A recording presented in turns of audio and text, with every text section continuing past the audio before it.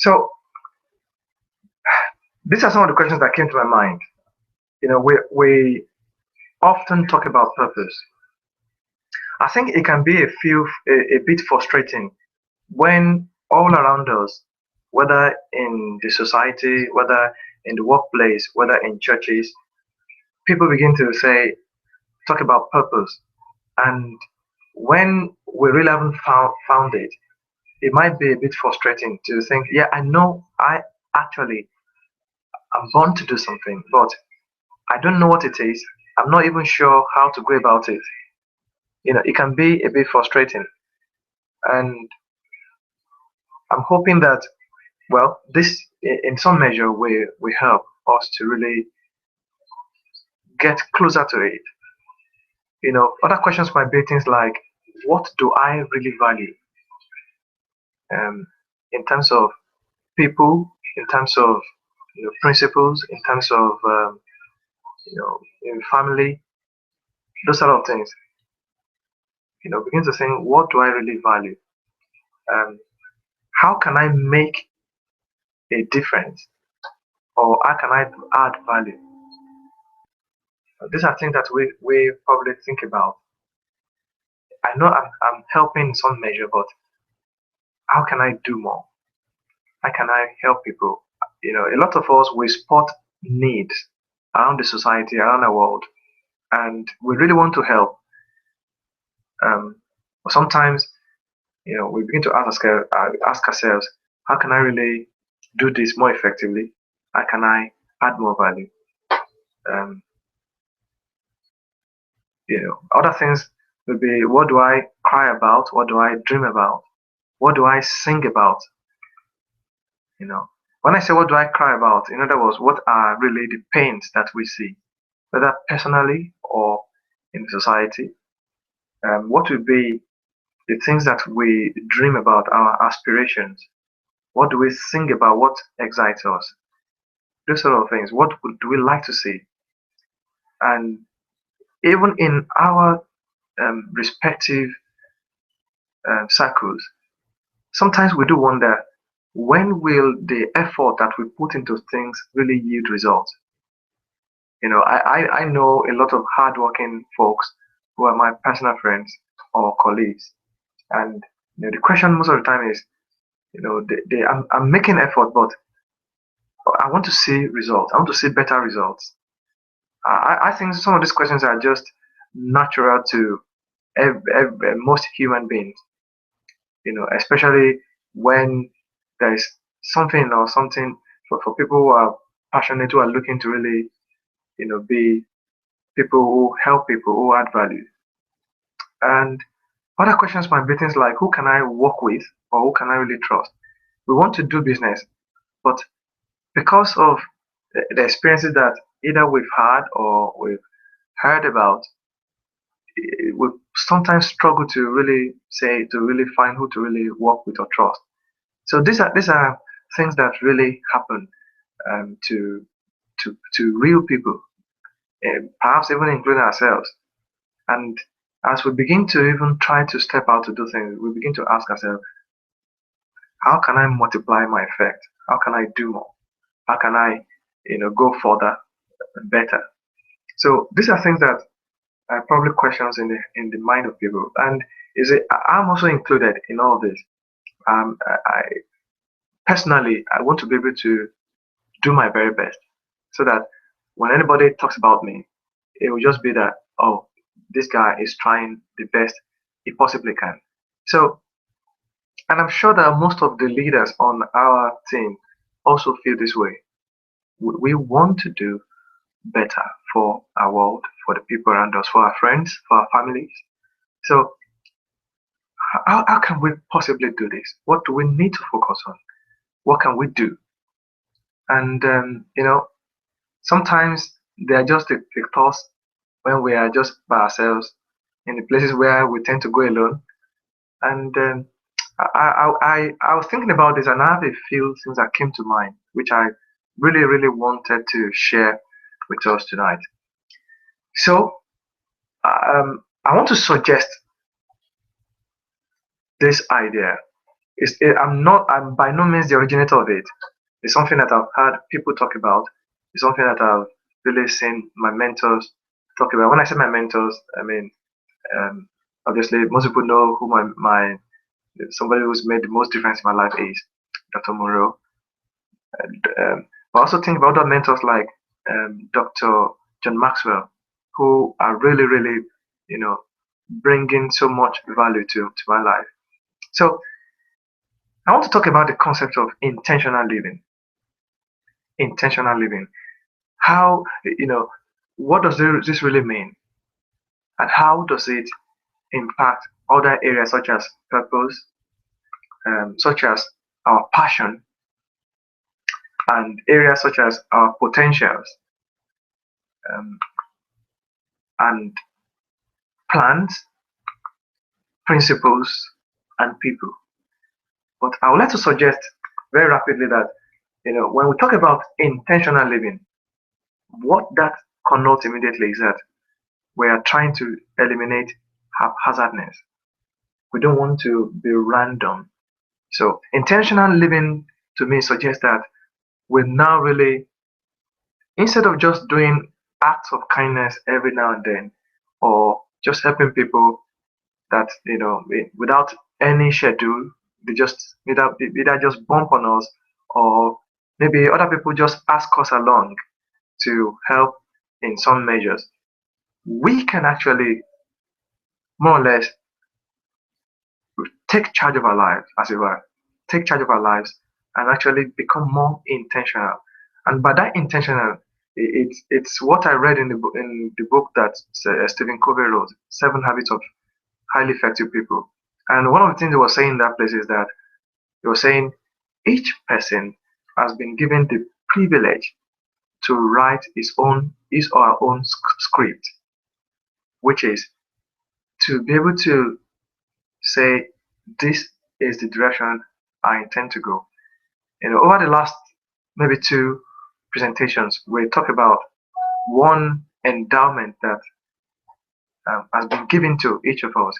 And that endowment is the endowment of independent will, which means each person, for good or for bad, can say, I'm going in this direction. So, and what that does is it makes life intentional. Now, and naturally, the areas that are impacted will be in the areas of our purpose. So, which is that part of being intentional is actually going out to really say, look, what is actually my own purpose?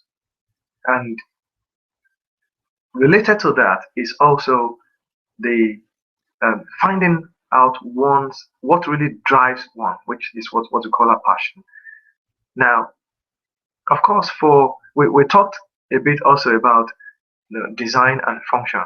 So, and the next thing would be, what really is my design? What am I capable of? And then the one thing that I want to just to highlight in this discourse is the the four-letter word there, which is plan. And I think for me, that is one of the things that really drives intentional living. I'm going to talk about this and develop all these points as we go on. And then, of course, how does principle connect to this? And where do people sit in all of this? Now, I want to suggest a thought that the key to making a difference in life is to live intentionally. Now, this to me means that it's not just doing something because it's being driven externally, or because the occasions serves also, or because it's probably convenient to do. It's actually the intentionality, or just suggests that there is a deliberateness in the action. Now, the one question that's come to my mind, really, and I think there's going to be a lot of questions in this.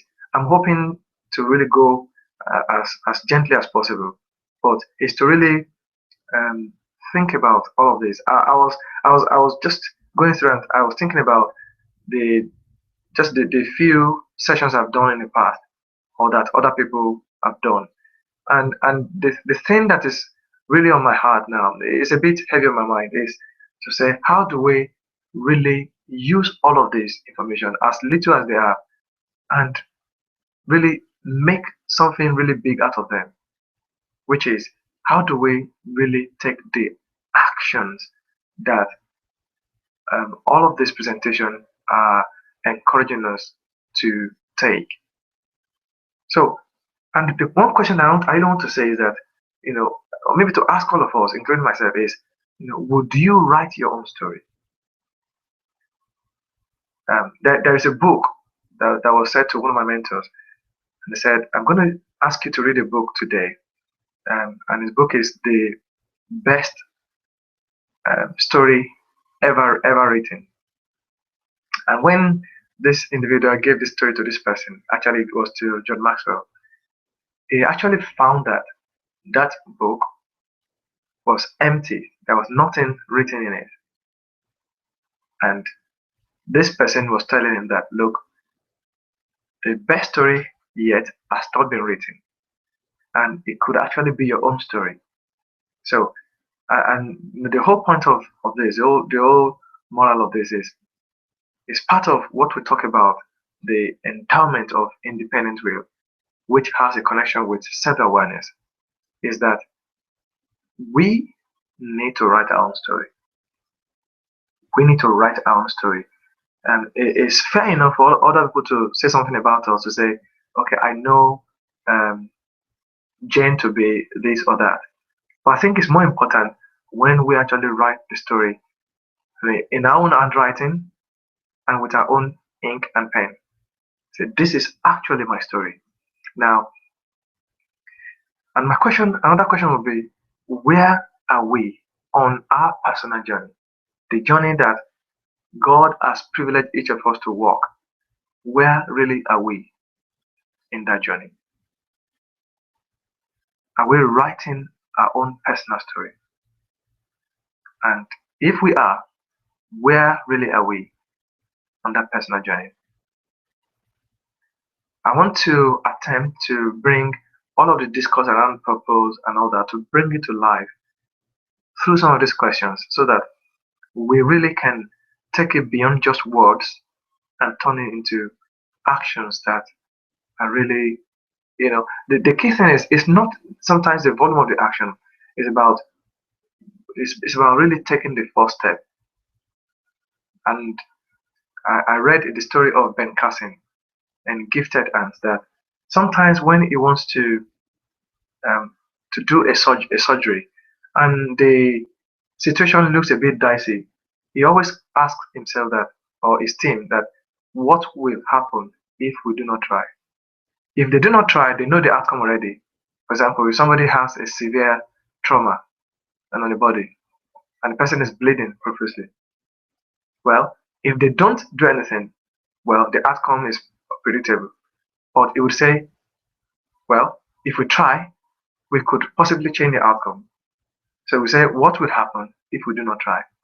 So, and the other question would be, what really is stopping us? In the thing that we aim to do, in the thing that we plan to do, what really is stopping us? Why wouldn't we write our own story?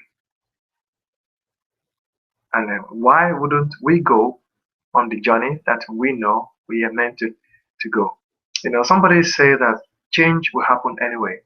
Now the change can happen, initiated by a third party, an external party, or somebody may not even know that change is happening. But better still, somebody can actually say, well, maybe I should take a chance. I will actually initiate the change that I want to see happen. In other words, I think it's actually being the change that we want to see. Okay, now, the other suggestion is that knowledge actually delivers great value when there is conscious awareness. And I'm going to talk about this a bit. It's knowledge in itself is not ultimately valuable. I think knowledge really begins to deliver value when it turns into conscious awareness. And I want to talk about that. uh, the subject of awareness. What really is awareness, and what kind of awareness do we really look to have? Now, we can know something, or we may not know something and really be unconscious about that unknowing. In other words, there are things that we really don't know about, and we're not even aware that we don't know about them. You know, I think, well, it's probably the place that we don't want to be at all. Now, or in other cases, we may actually be conscious about what we don't know, and that is probably good because we can try to do something about it. For example, I may know that um, I need exercise, or I may know that I don't have knowledge in a particular area, and I can then consciously go and seek that knowledge. I may want to learn about nursing, so I don't know about nursing, and I'm aware that I don't know about nursing, and I can, take the step, pay the bills, put myself under a good school, and really learn about nursing. So that is conscious unknowing. There's also unconscious knowing, which is that we know a particular thing, but we're not really aware that we know it. And that's like a talent that one has that one is not really aware of. So somebody might say, "Oh, I think you're very good um, at maybe talking," for example. Or someone might say, "You're very good at drawing," and but one may not exactly know about it. But the thing is, that thing may be there, and when one maybe mistakenly in a way uses that ability, it's just accidental. It's just accidental, and it's something that at best haphazard, unless somebody, and it may even be that the person that knows that one has that ability can take advantage of it and say, okay, I can, let me try and deploy you in the place where I think you work best. So that does happen.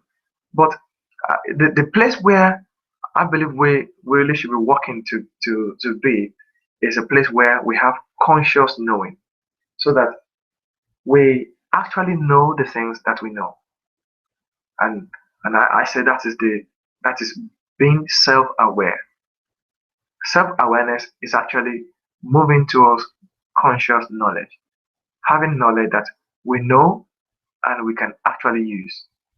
We know it and we have classified it and we can use it as required. And I think that's the kind of knowledge that actually profits us. Okay, now I want to borrow a leaf from some of our previous discussions, and I want to talk about one thing that when I'm saying things like we need to write our own script, we need to really begin to become classify what we already know, classify what we already can do. As part of doing that, writing them down and actually saying this is exactly what I would like to do about it. The question is this: whether we like it or not, other people, other circumstances are looking to tell us what to do. That's not necessarily bad, but I think that most of the people in life who have operated in the areas of conscious knowledge are probably the people that we look up to. They are the people whose products we use. For example, if I talk about Microsoft, I'll probably say somebody exercised his conscious knowledge in a particular area and has created the softwares that nearly, well, I'll probably say well over 50%, if not more than that, of computers in the world are subscribing to his services. The same is probably true for all of the cars, all of the electronics that we use. People who exercise their conscious knowledge. And these people, they probably made a decision at some point to say, I am going to write my own story. I'm going to write my script. And whether or not somebody argue with them, fought them whilst they are doing it, the one thing we know now is that we can see their products. The one thing we know is that we can see their services. I mean, the people who sat down to create Harvard University, whatever the hindrances were at the time, all that we know is that they went ahead and wrote that script. And today, I mean, Harvard is an elite school that most people will count themselves so privileged to attend. So, in light of that, I want to actually submit that everything in life, everyone, everything has its own personal authority. I'm aware that I've used that line before, but I just need to echo it. Sometimes real knowledge or true awareness comes through repetition. That's probably, in fact, that's the best way to learn, through repetition. And everything in life has its own personal authority. Let me try and bring this home. Fire has the authority to burn. Fishes have the authority to swim. And because they do, fire doesn't ask for permission before it burns. Fishes don't ask for permission before they swim. Everything, look at the mahogany tree. It has the authority to look as majestic as it is. It needs no human or environmental authority. As long as the conditions are right, it will exercise its personal authority. So I can say with every degree of conviction that everything in life, absolutely everything, has its own personal authority. And when we talk about authority, it's actually something that proceeds from the author of the substance, the thing, the material, or whatever it is. Authority is something that comes directly out of the person that's the one who has decided to promote that material. Authority, actually, by definition, and I got this from Google, is defined as the right to act in a specified way, delegated from one person or organization to another. And that's why somebody will say, "On whose authority have you come?" And he said, "No, actually, I'm authorized to do this." Sometimes when the police come into a place to arrest somebody, they will say they will serve the warrant. And what they are saying is simply that I am authorized to arrest this person. And now, what actually brings about this authority? The author of the product builds in the function into the design of a product. And because of that, the product is authorized to perform its function. That's why sometimes, if you look at our physical bodies, a lot of things are authorized. If you look at the lungs just pump without permission. They just rise and collapse without permission. The heart breathes, just pumps without permission. As a matter of fact, digestion, circulation, the whole nervous system, all of these are authorized to do so. Water is authorized to flow. Air is authorized to blow. So I can go on and on. But the point I'm making is this: whatever you and I are built to do, we already are divinely authorized to do them. So every man is endowed with personal authority from the Creator. And that personal authority is without recourse to any other human. I mean, I'll probably like to say that many times, but there is a need for that. Every human, young or old, rich or poor, is endowed with personal authority to function according to their giftings by the Creator. Now, personal authority is actually the custodian of our dignity and self-worth. In other words, the thing that we're able to do is actually what brings us dignity. It's actually the source of it contains our dignity. And it's exactly what makes us feel worthy. All of our worth is built into what we are gifted in and what we are endowed with. And this is just something I want to throw in very quickly. I'm not going to develop it. Every relationship actually has a principle of function, and that principle of function is related to the authority of that thing. So, if I just say something quickly about that one, because we know fire is authorized to burn, we are careful about fire by not putting our hands into it. So we relate with fire with respect based on the authority of fire.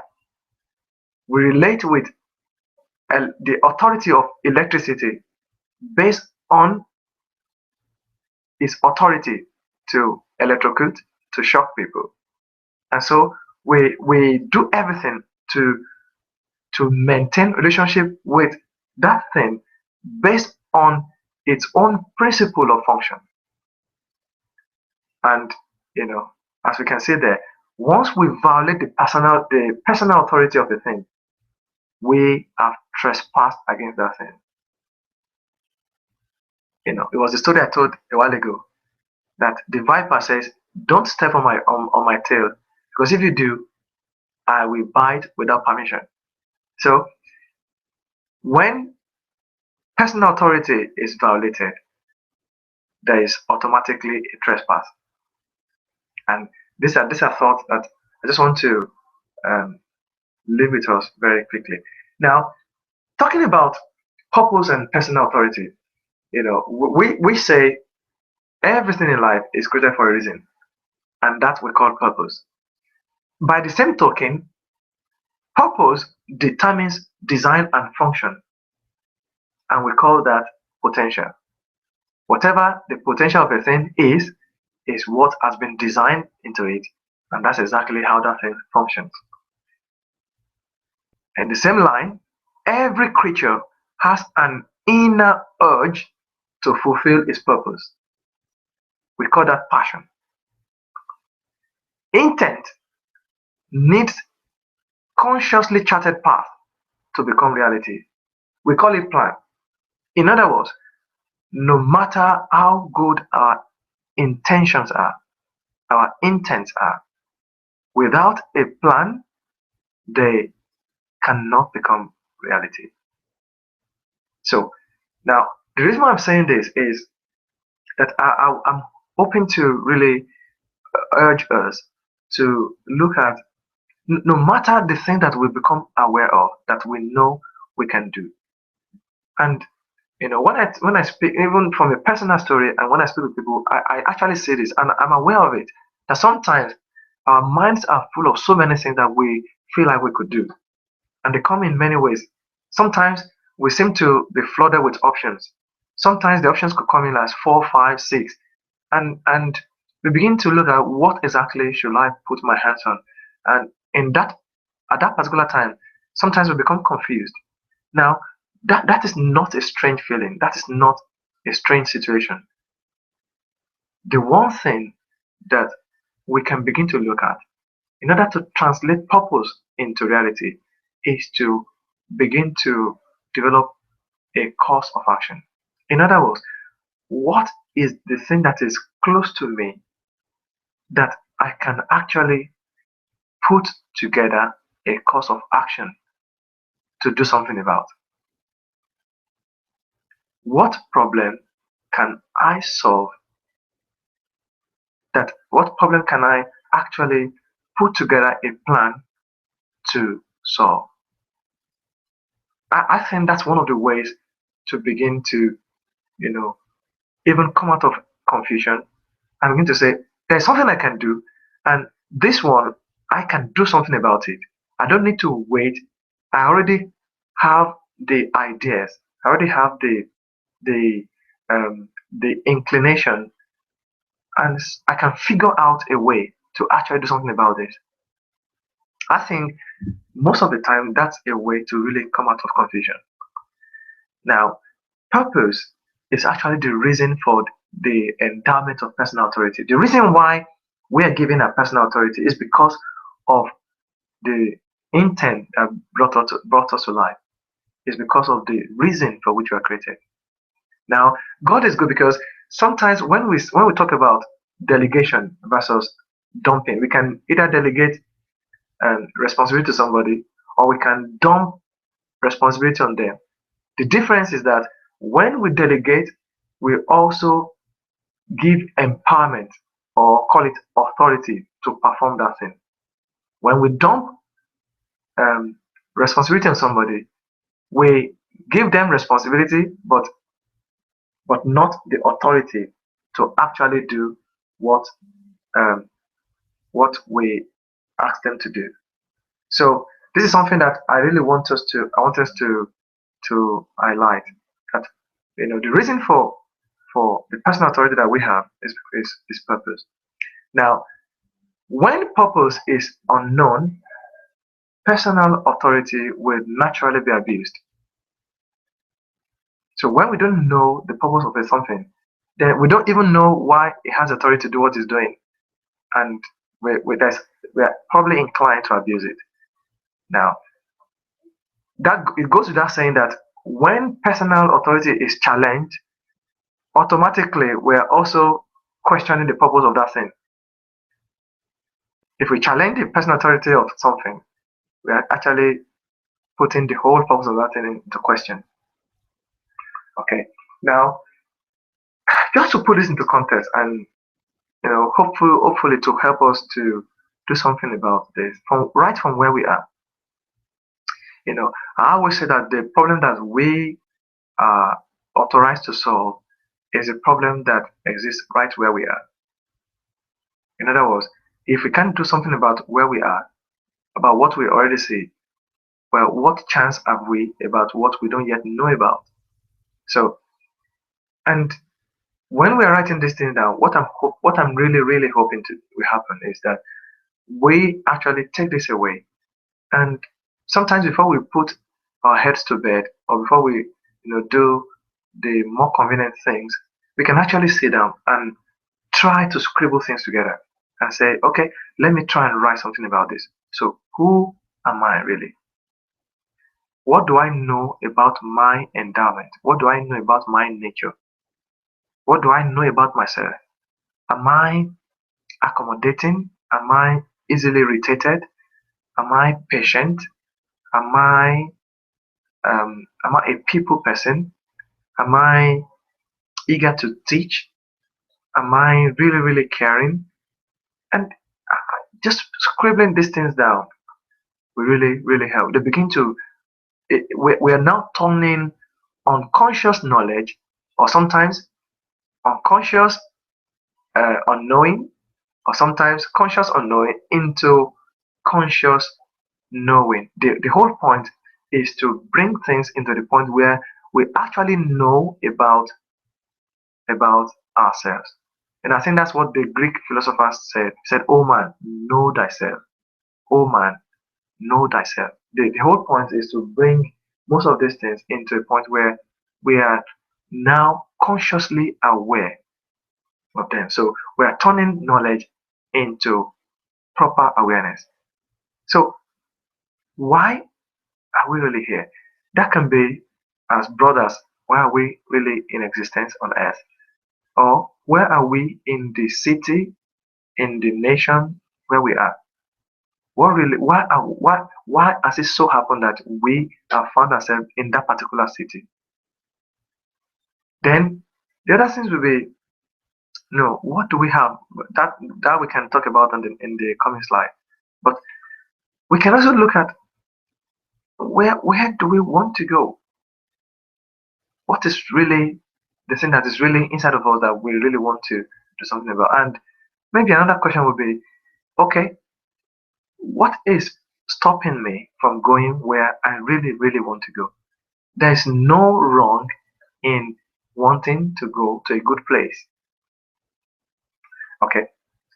Now, purpose, you know, for me is the predetermined course in the mind of a maker. Is a predetermined course in the mind of a maker. Now, I'll quickly talk about passion, just to bring all of it together. And one thing I'll ask is, what are you good at? Now, there are things that we already know about ourselves. We know, I'm good at this. In fact, I didn't learn to do this. I almost grew up doing this. What are you good at? What I'm hoping will happen is that we probably have a pen and paper with us, and or maybe on a tablet. We're actually trying to initiate the development of some of these ideas. What are you good at? What are you best at? I think that probably even takes it a bit further. I find out that knowledge is actually not profitable when there is no action backing it up. Okay, so what are you best at? And what energizes you? There's certain things that we do, and when we are doing them, we just have energy. It's like sometimes I wonder why do fishes swim almost endlessly and they're never tired? Sometimes they slow it down, sometimes they pick it up, they pick up the speed again, and they just seem to swim forever in the water. And sometimes when you look at the migration of the whales from one side of from one pole to another, they just go on and on. So why do they have that energy? Okay, now what drives you? What is it that I'm so motivated to do this? What are we so naturally motivated to do? Whatever it is, I would encourage us to turn them into conscious awareness, something that I'm really, really aware of. I'm no longer in the dark about myself. As a matter of fact, I think knowing about ourselves, it's probably easier for us to observe other people and say, oh, I can tell this person about himself or herself. But beyond that, I think the place to really begin with is really looking at ourselves and say, and become really knowledgeable about ourselves. Who are you best at adding value to? The other one would be, who are you best at serving? In what kind of community? Is it in a faith-based environment? Is it in a professional environment? Is it in the community? Is it in the government? Is it in the financial cycle? I mean, who are you best at serving? Now, when passion is channeled aright, I say greatness beckons. Okay. Sometimes when I read scriptures and I see things like the zeal of the Lord will perform this, and I was thinking about why is this always written? Today I think I probably figured it out a bit. When say the zeal is actually talking about the passion of the Lord. So God Himself He also has His own passion, which He brings to bear when something has to be done, and that connotes to me that obviously there are obstacles that may probably stop what He wants to do. There are and that may be the will of people that are saying, no, I'm not going to do this. Sometimes God will actually fight the will of people in order to bring His purpose to pass. And I think that's why that scripture is there. It says, many are the plans in a man's heart, but the Lord's purpose will prevail. So prevailing connotes that there has been a fight. So I think that's also where that thing is there. The zeal of the Lord will bring it to pass. Right. Now I'll talk about potential very quickly. And the first question for me would be, what do you have?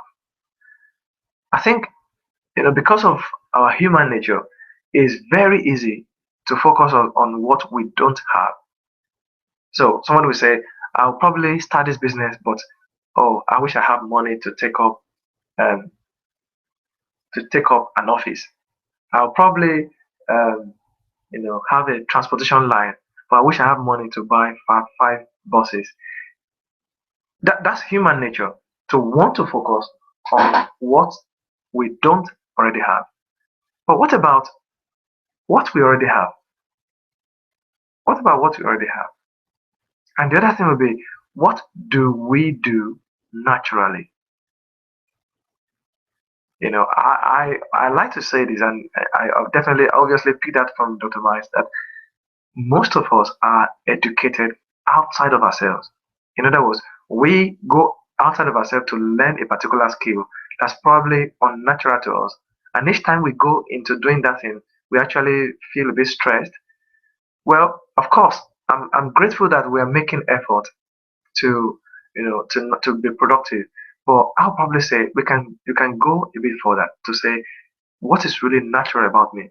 But I'm also aware of this because I mean I'm not under any pretension. Sometimes what we really like to do naturally doesn't seem to have commercial value um, at the start. But I think that's probably the one of the things I'm hoping we can spot as we've talked about this. That there's a way actually to turn what we do naturally into something that has commercial value. Because at the end of the day, we want to be rewarded for the services we provide. So what we do naturally can actually go on to be what we do um, that is rewarded. Okay, so what are you equipped with? What are the things that we have in our toolbox? What do you do joyfully without that was meant to be stress, without stress? Okay, what can you do right now? It's not so much about what I can do maybe in 3 months' time. What can I do right now? And you say ability is potential is the ability to become what is intended. Is Potential is actually like when we take battery, all of the energy that is packed inside the battery is potential. Now, what you have is actually good enough for why you are.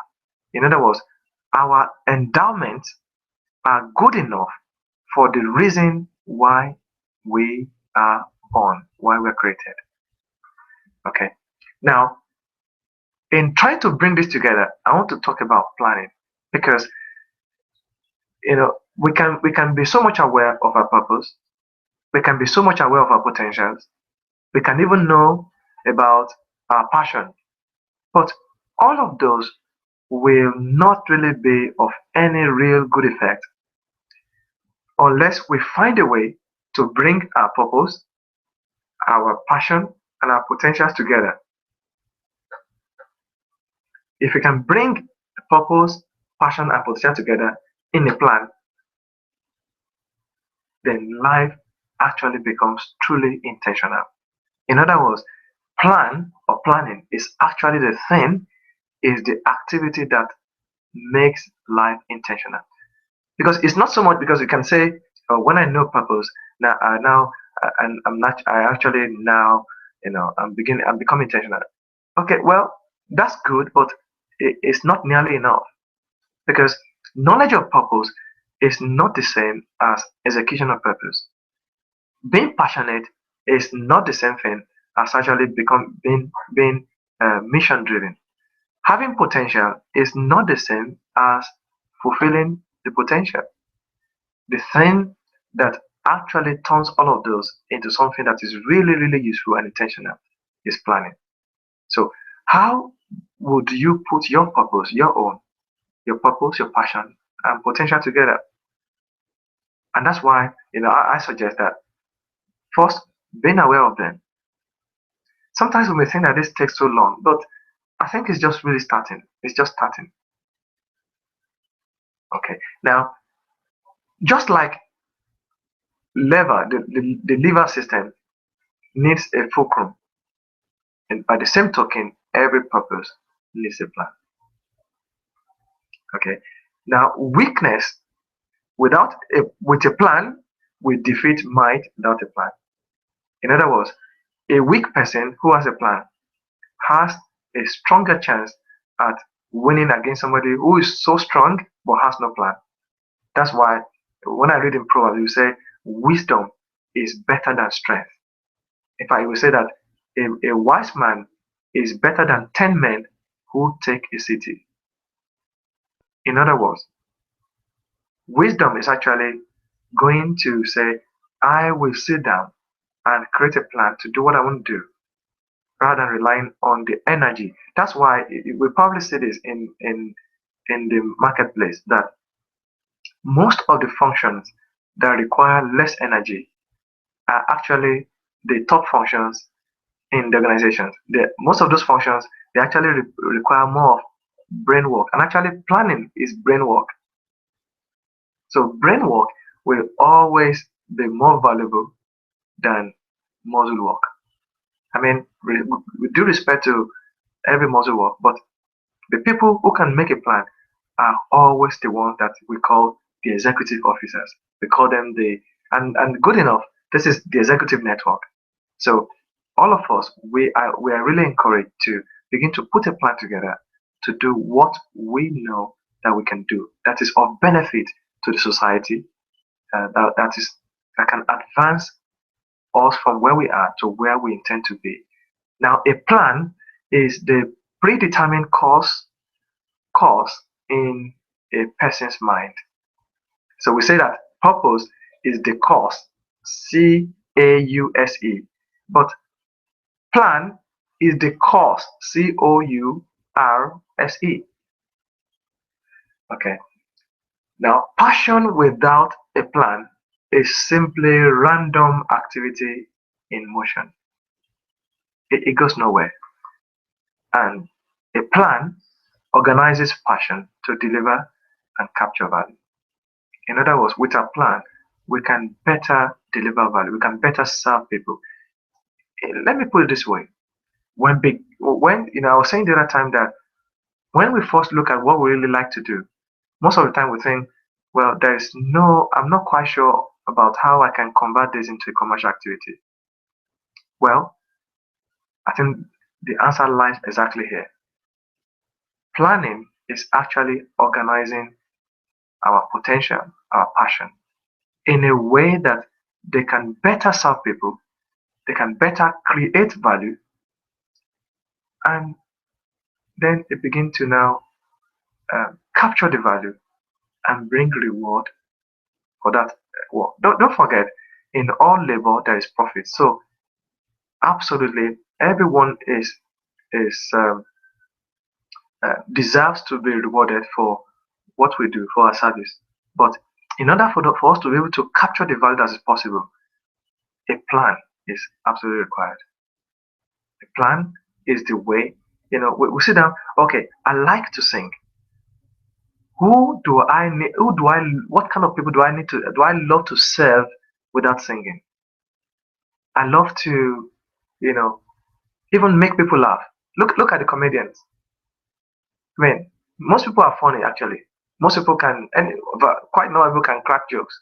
But there are some people who crack jokes, and but they even start fights by cracking jokes.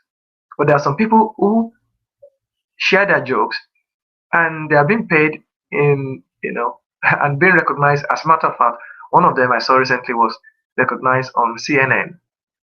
So, and this was just it's just a business of standing in front of people and making them laugh.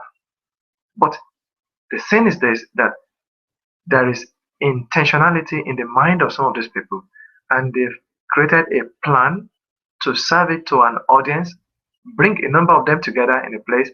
They've improved themselves to be able to appeal to the professional circle, and they've built, in other words, that the plan is what builds a business around passion.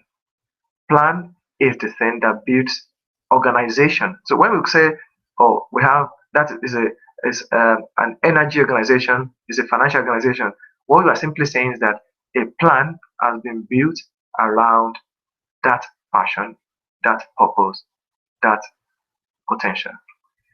Right? I'll begin to round up here, and I'll quickly talk about principles.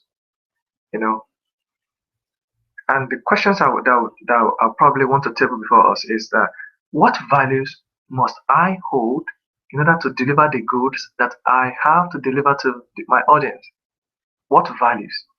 So when we're talking about principles here, we are focusing more on value. Don't forget, principles actually they are laws, but laws come out of values. So I value the protection of somebody's property. So I say you must not steal. So I create a law that ensures the protection of the value of somebody's property. So laws actually come out of values, and they are the things we call principles. So what values must I hold to deliver the goods? Now, what values must I also hold to stay afloat? Because you know, principles are like anchors. They are like things that allow a ship to stay afloat. They block all the holes that can make a ship to take in water and then sink. So, what values must we hold in order to stay afloat? The other thing is ability is not nearly as important as stability. In other words, if we have ability but we can't be stable, we can't be stabilized due to having an anchor, then that ability will go to waste. The other thing is, so we have, I think we should be asking ourselves, and this, I mean, I'm the first to ask this about myself. What is threatening my stability? That's something I ask about myself in private. What am I doing that is threatening me staying afloat? Potential is as safe as the principle that protects it. Now, plans derail when principles do not anchor them. They simply just derail. Now, an effective leader stands for a purpose but stands on principles. And I think that's something that I would like us to really keep close to our minds. An effective leader stands for a purpose but stands on values and principles. This is probably going to be the last slide, and you know, it's talking about people. So my question would be: is the golden egg more important than the goose that lays it? In other words, is are the cattle more important, or the cattle are they more important than the shepherd, the person that's actually keeping them? You know, so the goose can lay the golden egg, but is the reward more important than what produces it? In other words, are we valuing benefit over what actually produces that benefit? Is the egg more important than the chicken that lays it? And this is something that I would really encourage us to lay close to our heart. It has to do with how we treat people, how we value people. Do we just want to get the service from them and not really care about their own personal welfare? The other thing would be, can we really walk slowly through the crowd? Do we really value people? Do we value them exactly as we are, as ourselves? And by that same token, do I add value to people? When each time when I meet people, do I really add value to them? Is that the primary thing in my mind, or am I looking for my own interest, my own self-preservation, my own honor? And then how can I connect better with people? So these are things that we probably need to look at. And when I say this, and I put my hand first, these are things that I'm challenging myself about. How well do I work with and work in a team? You know, I want to leave off with this thought, which is that a team of leaders is actually better than a team with a leader. A team of leaders is better than a team with a leader. Somebody says, okay, somebody probably say, oh, there'll be confusion when you have a team of leaders. But well, I think that probably says a lot about how we view it. I would say when you have a team of leaders, then we have people who are functioning in their domains of service. So, and that talks about that value that we look so much to promote, that everyone is a leader in his or her area of gifting. So, which means I value each person not just because of themselves, but also because of the service that they have been authorized to deliver. So I say again, a team of leaders is actually better than a team with a leader. Now, the thing is this: no great dream can be fulfilled alone, only because one cannot multiply. Nature abhors it, God will not allow it. So in the end, it's all about people and how we serve them with purpose that we've been for which we are created, the passion that drives us, the potential that we have, which is ability, that's dormant ability, and the principles that we uphold is so that we can stand in a place where we are able to keep delivering the service of the people, and where the people also can keep on saying they keep coming to us because of our service. You know, when we go to any fruit tree, we just go for the service of the fruit, but the fruit has to be right, because if a tree is filled with mold or other things, even though we like the fruit, we'll probably go away because we don't want to eat mold. So it's all about people, and I encourage us to keep this going. And I want to value everybody and really thank everybody for being with us on this broadcast. So let's write our own story. Let's write our own story. I think it's good enough. I mean, up until now, it's good to have people write our stories for us. But I think henceforth we should look to write our story. So I want to leave us with that thought. So let's write our story. Yes, grateful we are for all the stories that people have written for us. But it's time for us to actually get in the driver's seat of our own life.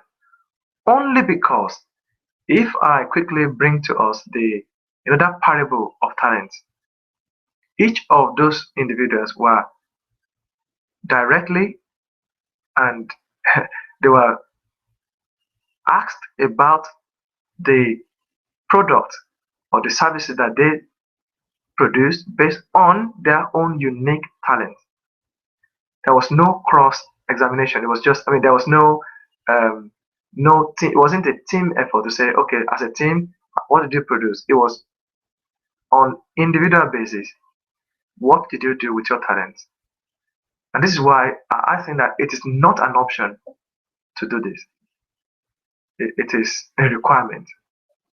Not requirement, not so much from the world, but from the one who gave us all of these abilities. So this will be my encouragement, and I actually feel like sharing all these lies with us. So if anybody's interested, I may just pass it on to just for anybody who might be. But I think that these are things that are really, really important. And so thank you once again for being with us to this evening. And I salute your commitment and continuity. God bless you and see you next week. By the way, before I go, let me just remind us that Trista is going to be with us next week. Trista Sue Cragg. She's been with us before. She's going to come again to be with us next week. And as a matter of fact, in November we have double whammy. At the end of the month, by God's grace, we also have Dr. Pepe Ramnath, who's going to be with us, and it's going to be really, really fun. Dr. Ramnath is a scientist, a businessman, a kingdom leader, and we'll be able to hear somebody who talks about science from leadership, from kingdom perspective, in a way that we probably haven't heard before. I mean, I think I can make that statement with a degree of confidence. And of course, Tristan needs no introduction. We saw what she delivered when she was with us last time. So I would want to encourage us to really invite as many of us as we can, not to miss next week. Right? A big broadcast will be on YouTube. So I encourage us to look at it again. So God bless you and see you next time. Bye for now.